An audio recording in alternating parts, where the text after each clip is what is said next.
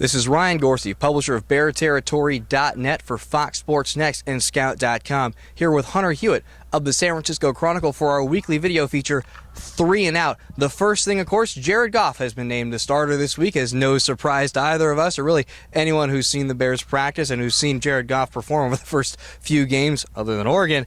Hunter, talk a little bit more about that. That's your first point today.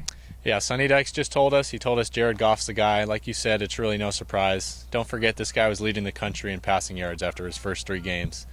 He had somewhat of a nightmare game against Oregon, fumbled twice in his first 3 possessions, was benched late in the first quarter, but I want to see how he responds to that. You know, they always say it's not what happens to you in life, it's how you respond.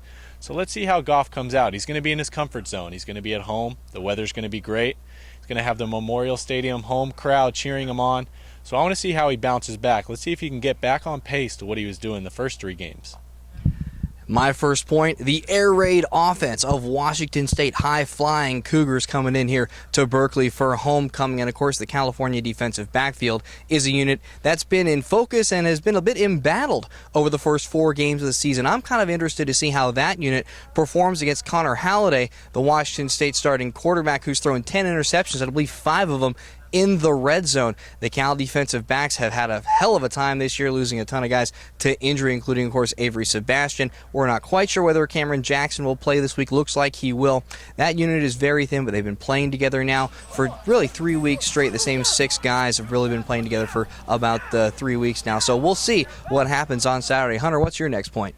I'm going back to Cal's offense. You know, I think this is going to be a shootout. 2 air raid teams, pass-happy offenses going back and forth. But I want to see the running game work for Cal's offense. We've been waiting for it. We've been waiting to see someone break out. Not one running back has topped the 100-yard mark. You know, I had a good talk with Brendan Bigelow yesterday. He told me he's really starting to feel a lot better, and he proved it by taking his knee brace off. That bulky knee brace that running backs must hate. It really hinders their agility and their speed, and he's lost it. He said he will not wear it on Saturday. He's starting to feel a lot more confident, a lot better, a lot more healthy. He said 95%, 100% is what he's feeling right now. So I'm going to make a prediction here. I think Bigelow breaks out. I think for the first time, one running back has over 100 yards. I think that will be Bigelow, and I think he'll score his first touchdown of the season. He told me he's hungry. He said he wants to find that end zone, and I think he will.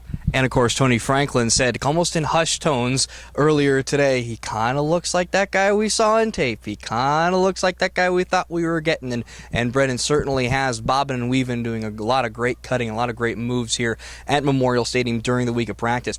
My next point, the Cal defensive line as a unit.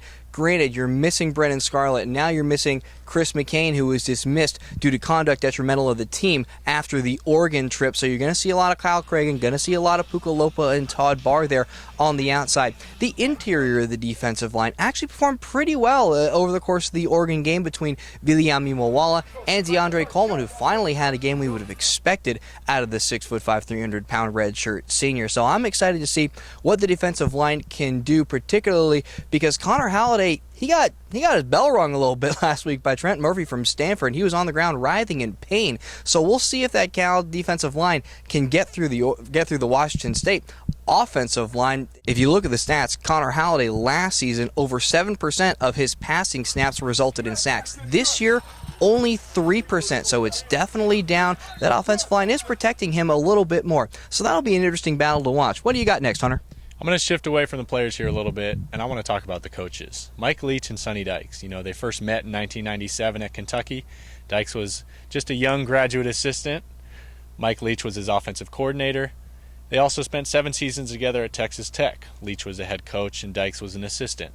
They're reunited on Saturday. They're going to be back on the same field. One difference this time, they'll be on opposite sidelines. It's going to be the first time they've ever coached against each other.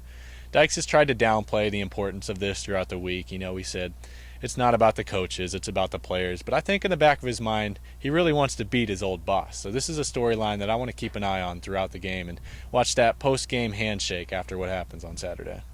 And the last thing for me is going to be special teams. Mark Tomadol, special teams coordinator and inside receivers coach, harped on his team this week that in a single night, their reputation as a solid special teams unit was shattered with 2 punt return touchdowns by Braylon Addison of Oregon, and they're going to be facing a very strong unit again this week in Washington State, which has former honorable mention All Pac-12 Tiandre Caldwell with a 25.7 yards per kickoff return, and punt returner Leon Brooks, who's averaging 11.9 yards per punt return. So we'll see if Cal's cover teams can be just as good as they were over the first 3 weeks of the season. For Hunter Hewitt of the San Francisco Chronicle, this is Ryan Gorcey, publisher of BearTerritory.net for Fox Sports Next and Scout.com, here with 3 and Out at California Memorial Stadium. Thanks for playing along. We'll catch you on the flip side.